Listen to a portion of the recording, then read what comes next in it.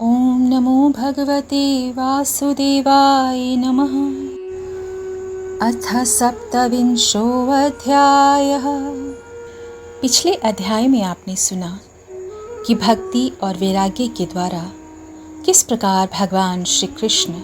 जीव के हृदय में प्रकट होते हैं। अब उससे आगे की कथा इस प्रकार है। श्री भगवान कहते हैं, माता जी, जिस तरह जल में प्रतिबिंबित सूर्य के साथ जल के शीतलता, चंचलता आदि गुणों का संबंध नहीं होता, उसी प्रकार प्रकृति के कार्य शरीर में स्थित होने पर भी आत्मा वास्तव में उसके सुख दुख आदि धर्मों से लिप्त नहीं होता, क्योंकि वह स्वभाव से ही निर्विकार, अकर्ता और निर्गुण है। किंतु जब वही प्राकृत गुणों से अपना संबंध स्थापित कर लेता है, तब अहंकार से मोहित होकर मैं करता हूँ ऐसा मानने लगता है। उस अभिमान के कारण वह देह के संसर्ग से किए हुए पुण्य पाप रूप कर्मों के दोष से अपनी स्वाधीनता और शांति खो बैठता है तथा उत्तम, मध्यम और नीच योनियों में उत्पन्न होकर संसार चक्र में घूमता रहता है। जिस प्रकार स्वप्न में भय, शोक आदि का कोई कारण न होने पर भी स्वप्न के पदार्थों में आस्था हो जाने के कारण दुख उठाना पड़ता है, उसी प्रकार भय, शोक, अहम, मम एवं जन्म मरण आदि रूप संसार की कोई सत्ता न होने पर भी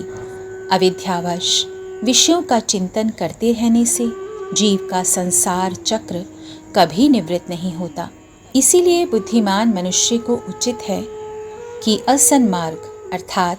विषय चिंतन में फंसे हुए चित्त को तीव्र भक्ति योग और वैराग्य के द्वारा धीरे धीरे अपने वश में लाएं। यम आदि योग साधनों के द्वारा श्रद्धापूर्वक अभ्यास चित्त को बार बार एकाग्र करते हुए मुझ में सच्चा भाव रखने, मेरी कथा श्रवण करने, समस्त प्राणियों में संभाव रखने, किसी से वैर न करने, आसक्ति के त्याग, ब्रह्मचर्य, मौन व्रत और बलिष्ठ अर्थात भगवान को समर्पित किए हुए स्वधर्म से जिसे ऐसी स्थिति प्राप्त हो गई है कि प्रारब्ध के अनुसार जो कुछ मिल जाता है उसी में संतुष्ट रहता है, परिमित भोजन करता है, सदा एकांत में रहता है, शांत स्वभाव है, सबका मित्र है, दयालु और धैर्यवान है, प्रकृति और पुरुष के वास्तविक स्वरूप के अनुभव से प्राप्त हुए तत्व ज्ञान के कारण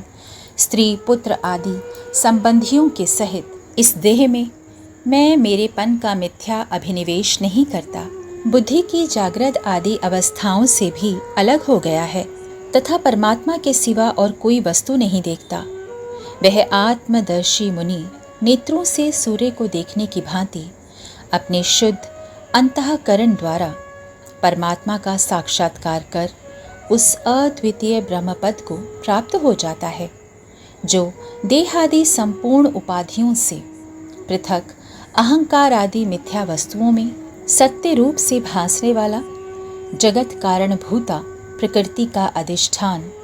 महदादि कार्य वर्ग का प्रकाशक और कार्य कारण रूप संपूर्ण पदार्थों में व्याप्त है।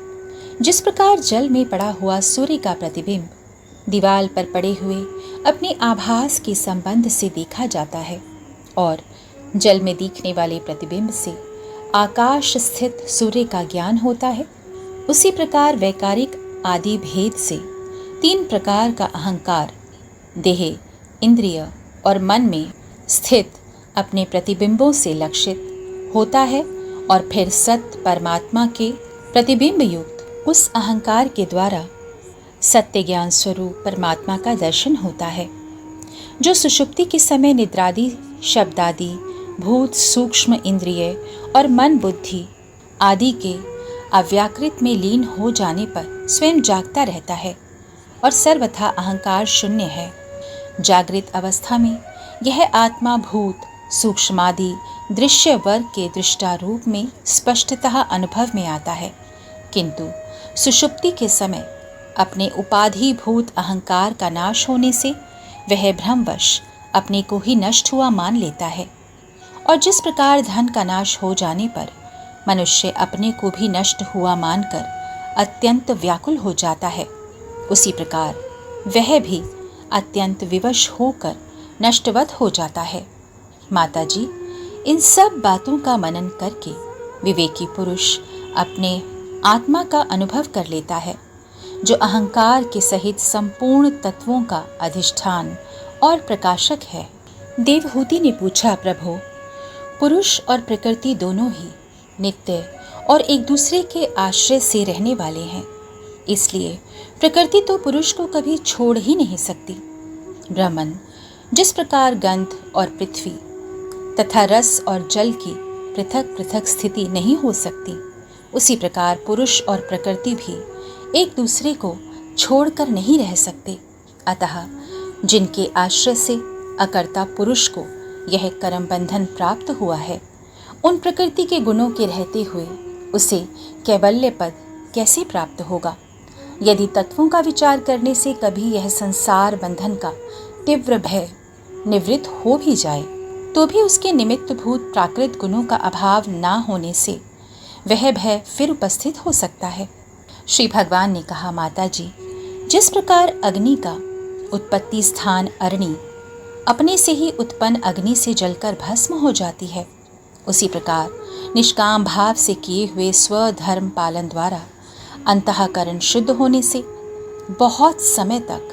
भगवत कथा श्रवण द्वारा पुष्ट हुई मेरी तीव्र भक्ति से, तत्व साक्षात्कार कराने वाले ज्ञान से, प्रबल वैराग्य से, व्रत नियम आदि के सहित किए हुए ध्यानाभ्यास से और चित्त की प्रगाढ़ एकाग्रता से पुरुष की प्रकृति अर्थात अविद्या दिन रात क्षीण होती हुई धीरे धीरे लीन हो जाती है। फिर नित्य प्रति दोष दिखने से भोग कर त्यागी हुई वह प्रकृति अपने स्वरूप में स्थित और स्वतंत्र बंधन मुक्त हुए उस पुरुष का कुछ भी नहीं बिगाड़ सकती। जैसे सोए हुए पुरुष को स्वप्न में कितने ही अनर्थों का अनुभव करना पड़ता है, किंतु जग पड़ने पर उसे उन स्वप्न के अनुभवों से किसी प्रकार का मोह नहीं होता, उसी प्रकार जिसे तत्व ज्ञान हो गया है और जो निरंतर मुझ में ही मन लगाए रहता है, उस आत्माराम मुनि का प्रकृति कुछ भी नहीं बिगाड़ सकती। जब मनुष्य अनेकों जन्मों में बहुत समय तक इस प्रकार आत्मचिंतन में ही निमग्न रहता है, तब उसे ब्रह्मलोक पर्यंत सभी प्रकार के भोगों से वैराग्य हो जाता है। मेरा वह धैर्यवान भक्त मेरी ही महती कृपा से तत्व ज्ञान प्राप्त करके आत्मा अनुभव के द्वारा सारे संशयों से मुक्त हो जाता है, और फिर लिंग देह का नाश होने पर एकमात्र मेरे ही आश्रित अपने स्वरूप भूत कैवल्य संज्ञक मंगलमय पद को सहज में ही प्राप्त कर लेता है, जहाँ पहुँचने पर योगी फिर लौट कर नहीं आता। माता जी, यदि योगी का चित्त योग साधना से बड़ी हुई महामयी अनिमादि सिद्धियों में, जिनकी प्राप्ति का योग के सिवा दूसरा कोई साधन नहीं है, नहीं फंसता है, तो उसे मेरा वह अविनाशी परम पद प्राप्त होता है, जहाँ मृत्यु की कुछ भी दाल नहीं गलती। 27वां अध्याय समाप्त हुआ। इति श्रीमद्भागवते महापुराणे पारमहंस्यां संहितायां तृतीय स्कन्धे कापिलेयोपाख्याने 27वाध्यायः। हरे कृष्ण कृष्ण कृष्ण हरे हरे, हरे राम राम राम हरे हरे।